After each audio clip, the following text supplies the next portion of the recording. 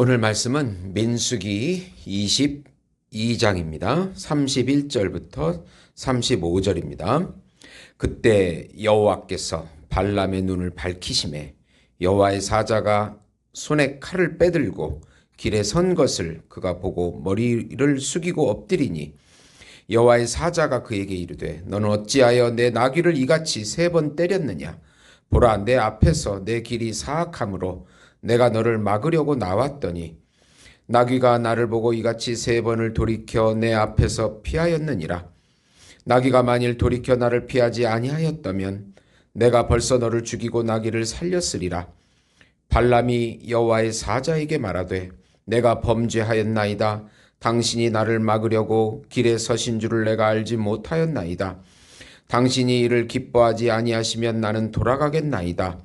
여호와의 사자가 발람에게 이르되 그 사람들과 함께 가라. 내가 내게 이르는 말만 말할지니라. 발람이 발락의 고관들과 함께 가니라. 아멘. 불순종하는 발람 선지자, 이방인 발람 선지자라는 제목으로 은혜를 나누고자 합니다. 사랑하는 성도 여러분, 에덴의 하나님의 나라가 아담의 타락으로 인해 또 무너지게 되고 세상 나라로 변질되게 됩니다.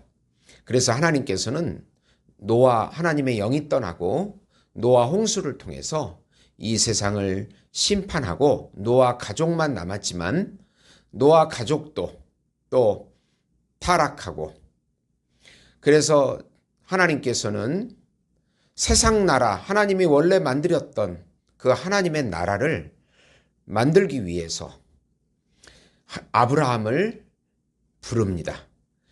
가나안 땅에 집어넣어서 아브라함, 이삭, 야곱, 요셉까지 또 이집트에 야곱 가족이 들어가고 하나님의 백성을 200만 명을 만들어서 출애굽한 것입니다. 출애굽해서 홍해를 가르고 나올 때 나와서 광야에 40년 동안 있으면서 이제 마지막 요단 동편까지 오게 되었습니다. 이제 요단강을 건너서 요단 서편을 점령하면 가나안 땅이 점령되는 것입니다. 가나안 땅이 점령된다는 의미는 이제 하나님의 나라, 백성이 있고 주권인 하나님이 계시고 그 다음에 땅이, 백성이 거할 땅, 하나님이 통치하는 땅이 있다는 그런 의미가 되겠습니다. 그런 순간에 모압 왕 발락이 이제 두려움에 빠져서 대적을 하는 이야기가 바로 오늘 말씀이 되겠습니다. 세상 나라는 본능적으로 하나님의 나라를 싫어합니다. 하나님을 섬기지 아니하고 사탄을 섬기기 때문에 사탄과 교제하면서 사탄의 뜻대로 하나님을 대적하는 쪽으로만 흘러가게 됩니다.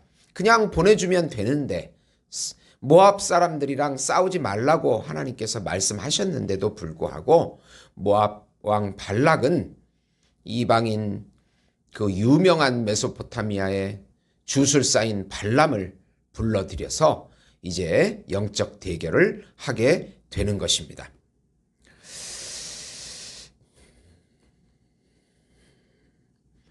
우선 하나님의 사역을 방해하는 자들은 무슨 방법을 동원해서라도 저주하려고 함을 우리는 알아야 합니다. 이제 이스라엘 백성이 모압 평지에 들어섰습니다. 하나님을 두려워하는 모압 왕 발락은 심한 두려움에 빠집니다. 이스라엘 백성이 홍해를 가르고 계속해서 승리하며 모압까지 온 것을 잘 알고 있기 때문입니다. 그래서 메소포타미아의 유명한 주술사 발람을 동원하여 이스라엘 백성을 저주하게 하고 망하게 하려는 계획을 세우게 됩니다. 그래서 모압 장로들과 또 그 땅의 미디안 장로들과 연합을 해가지고 돈을 주고 발람을 모셔오도록 합니다. 그러나 하나님께서 발람에게 그들과 함께 가지 말라고 이스라엘 백성을 저주하지 말라고 12절에 말씀합니다. 발람은 주술사기 때문에 접신을 합니다. 하나님께서 말씀하신 것을 그저 신들 중에 하나로 생각했지 참 하나님이시고 우주 만물을 통치하시는 하나님이라고는 생각하지 않았습니다. 예. 오히려 하나님께서는 오히려 이스라엘 백성들이 복을 받은 자라고 말을 해줍니다. 그래서 발람은 그때 순종을 해요. 그렇지만 발락 왕이 다시 높은 고관을 보내고 발람을 모셔오도록 합니다. 오직 저주만 하면 모든 것을 주겠다고 발람 선지자에게 물질적인 유혹을 하게 합니다.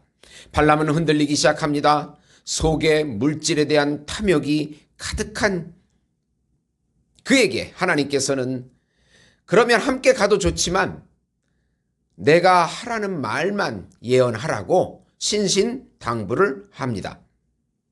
마귀는 항상 하나님의 자녀들을 방해하려고 우는 사자처럼 달려든다는 사실을 꼭 기억해야 합니다. 마귀는 우리가 하나님을 섬기고 하나님께 영광 돌리고 하나님의 형상을 나타내는 것을 가장 싫어합니다. 그래서 수많은 사건들을 만들어내서 우리와 하나님을 분리시키려고 하는 것입니다.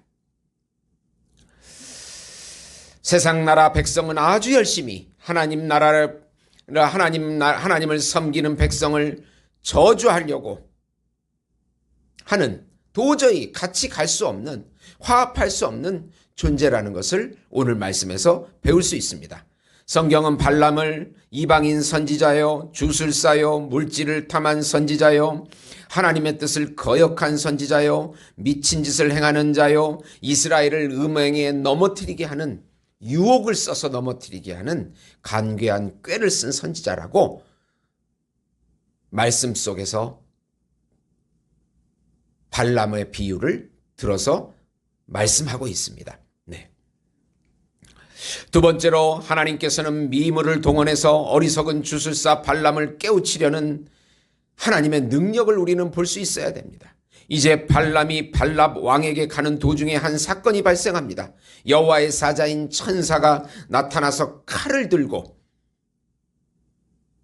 발람의 길을 막습니다. 나귀를 타고 있던 발람은 나귀의 눈이 열려서 여호와의 천사를 보고 칼을 들고 있는 여호와의 천사를 보고 길로 가지 않고 밭으로 갑니다. 그러니까 발람은 영문도 모르고 나귀를 3번이나 치고 때리고 왜 말을 안 듣냐고 구박을 합니다. 그러나 하나님께서 나귀의 입을 열어가지고 내가 여태까지 당신께 순종하지 않은 적이 있느냐? 그럴 만한 이유가 있다고 말할 때 하나님께서 발람의 눈을 열어서 여호와의 천사를 보게 합니다. 칼을 들고 있는 여호와의 천사 앞에 발람은 금방 눈치를 채고 무릎을 꿇고 엎드립니다. 여호와의 사자는 발람의 사악한 길을 막으려고 나귀가 그랬다고 변호해 줍니다. 나귀 덕에 네가 살아는 것이라고 이 33절에 말씀합니다. 발람은 원하지 않으면 다시 돌아가겠다고 합니다. 여호와의 사자는 함께 가되 반드시 이르는 말만 하라고 또 경고합니다. 하나님께서는 이방 주술사를 통제하시고 다스리시는 놀라운 능력이 있는 분이십니다. 그는 물질 욕심에 미혹되어 가지만 발람은 물질 욕심에 미혹되어 가지만 하나님의 말만 전해야 한다고 합니다. 그렇지 않을 경우 발람이 재앙이 올까봐 발람 스스로도 두려워합니다. 하나님께서 복을 주신 백성은 저주를 받을 수가 없습니다. 하나님께서 아브라함을 축복하사 그 많은 후손과 땅을 주셔서 열방에 하나님을 대변하려고 만드신 백성이기 때문에 모든 열방도 아브라함의 후손인 이스라엘 백성을 통해서 축복을 받아야 하기 때문에 그는 저주를 받을 수가 없는 것입니다. 하나님의 복을 받을 민족을 저주하지 못하도록 이방 주술사에게 직접 나타나기도 하시고 또 나귀를 통해서도 깨닫게 하시고 또 경고까지 하셔서 음성으로도 또 눈으로도 미물을 통해서라도 온갖 방법을 통해서 하나님의 존재를 이 이방 주술사에게 알려주려고 하나님께서 능력을 발휘하시는 것입니다. 그러나 발람은 깨닫지 못합니다. 자신이 이방 주술사이기 때문에 접신을 하면서 사탄과 교제하는 이방 주술사가 하나님을 제대로 알아보지 못합니다. 세 번째로 많은 사람들이 물질 유혹 앞에 넘어지는 것을 타산지석으로 삼으라. 발라방은 발람을 아주 극진하게 대적합니다. 바알 산당으로 데려가서 이스라엘을 저주하는 제사를 먼저 드립니다. 이스라엘 백성을 저주하게 해달라고 말입니다. 이스라엘 백성이 진치고 있는 높은 곳으로 데려가서 유혹을 합니다. 많은 것을 줄 테니까 저주만 해달라고. 발람의 마음속엔 벌써 이 상황을 어떻게 해야 하는지 계책을 쓰기 시작을 하는 것입니다. 마음이 흔들리기 시작을 합니다. 하나님의 거듭된 경고는 중요하지 않습니다. 일단 저주하지 말라고 했으니까 저주하지 말고 어떻게 하든지 또 이 물질을 얻을 수 있는 방법을 그 머릿속에 계책을 세우기 시작합니다. 욕심이 잉태한 즉 죄를 낳습니다. 발람은 이스라엘 백성을 망하게 하는 방법, 하나님과 분리되게 하는 방법에 계책을 쓸 생각을 가지고 있는 것입니다. 발람의 교훈은 물질의 탐욕에 빠지지 말라는 것입니다. 영적인 눈이 어두워지지 않도록 해야 하는 것입니다. 하나님의 뜻을 분별해야 합니다. 하나님의 뜻에 순종해야 합니다. 하나님의 백성을 대적하는 불의한 길로 가서는 안 된다는 교훈을 보여주고 있습니다.